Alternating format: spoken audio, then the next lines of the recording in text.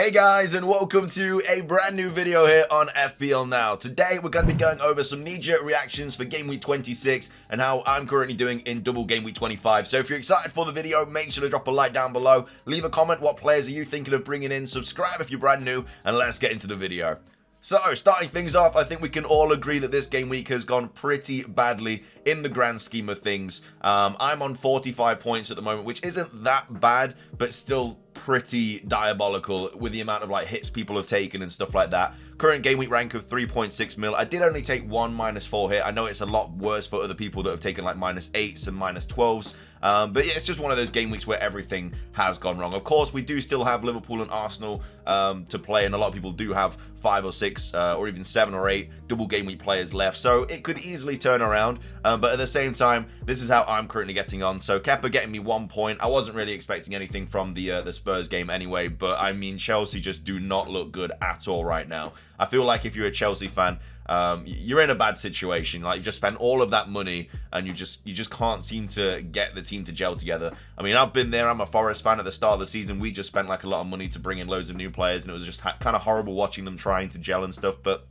you do eventually get there. But with Chelsea, there's a lot more on the line, and I don't know how long Graham Potter's got left, honestly. But either way, Kepa got me 1 point. Tarkowski, who was one of my transfers this week, got me 1 point as well, conceding 2 to Villa. I think he nearly scored another header as well, but just can't find the back of the net with it, which is really annoying. He's got Arsenal away, so I'm not really expecting anything from that game. I'm expecting 1 or 2 points, probably just 1 point from that. So yeah, a good 2 points from a double game week player. Ake, I'm actually really happy with this week. I played him because Laporte was ill and wasn't going to be available, so I was pretty sure that Ake was going to start the game. He did start, and then he also went off before Bournemouth scored. I feel so bad for Edison owners because they have been through the rut with just Man City defense lately. I mean, in the last few fixtures, they've had like Forest and Bournemouth. Any other season, you'd expect them to win those games like 2-3-0 or maybe even 4-5. And obviously, they go and draw against Forest, and then they go 4-0 up against Bournemouth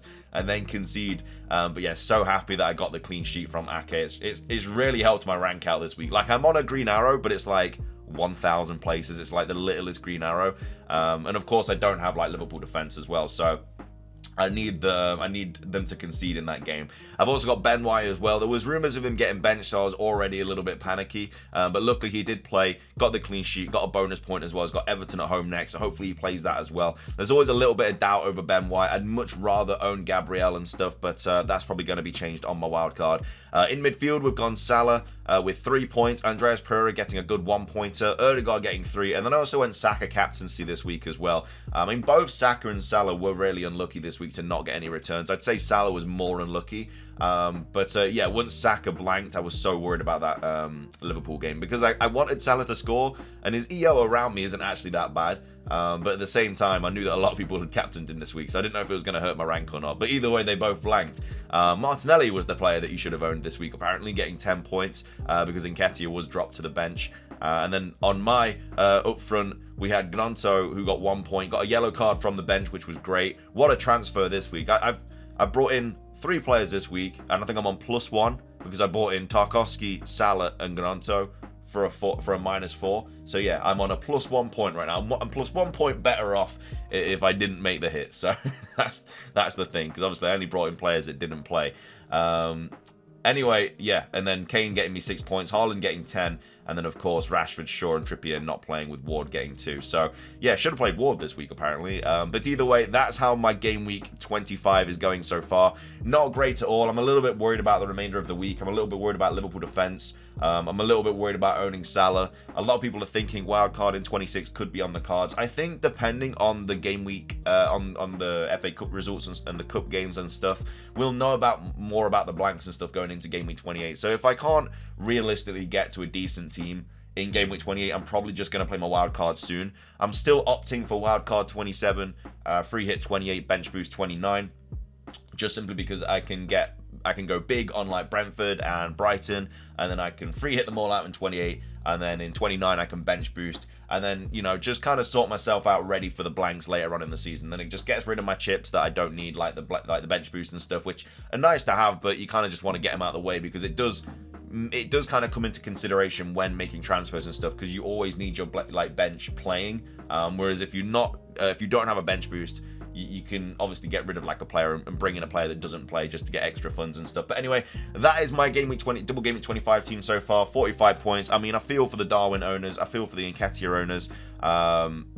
It's just one of those things. Like there was no information prior to that. Like I even said, to be fair, in the last video that I made, that, you know, we're not sure about the rotation with the Liverpool players. I said you don't know if Darwin's shoulder's still a bit rough. There could be rotation with like Robertson and Trent and stuff, and there still could be. But I mean, to not know that Darwin was completely going to be out, like no one would have brought him in. So, and the fact that people brought him in for like a hit and stuff, it's just really, really unlucky. I think this season more than ever, a lot of luck has come into play. I mean, obviously the play this week was to bring in Watkins from Everton, because if you brought him in, he scored, didn't get bonus, but now he's set up for game week 28 and everything as well. But anyway, moving on to the most transferred in and out players for game week 26.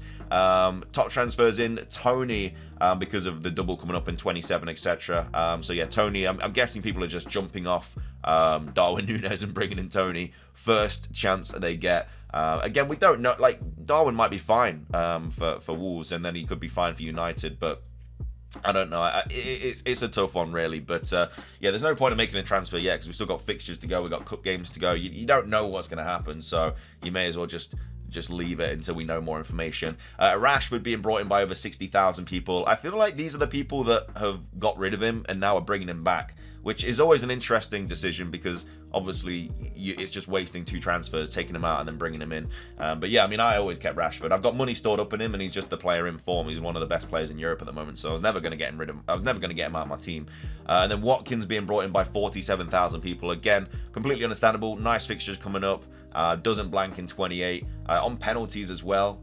So yeah, huge player to have in your team right now. And again, on another day, I would have brought him in. If I didn't have the money, if I had the money, I would have gone Mitrovic to Watkins, but I didn't have the money, and that's because I wanted to bring Salah in. But yeah, on another day, if I had like an extra 0.5, I would have been able to make that move. But unfortunately, I went Gnonto, who got a yellow card on the bench. I mean, that's just my luck this season. It just is what it is. And then we also have Estepune. I don't know how to say his name, but yeah, the Brighton player. He's been brought in by a lot of people, again, just because they blank in 27. They double in 27. They do blank in 28, though, I do believe, like, very likely. Again, we don't know yet. We'll know more about that information, I think, before the 26th deadline, so don't worry about that. But yeah, either way, gonna be interesting, because to kind of like navigate the doubles and the blanks coming up, if you don't have a lot of hits, free hits, if you don't have your free hit as well. And then Ben Mee, another Brentford player, being brought in again, just like Tony, for the double coming up in game week 27. So they are the most transferred in players this week. I don't own any of those barring Rashford. Moving on to the most transferred out players. This is the first time this season that I don't own one of the most transferred out players this week. Like, this is the first, like, this is game week 25, game week 26. This is the first time, apart from game week 1, obviously, I don't own a player that's been most transferred out, which is nice. But yeah, Mitrovic being transferred out by everybody.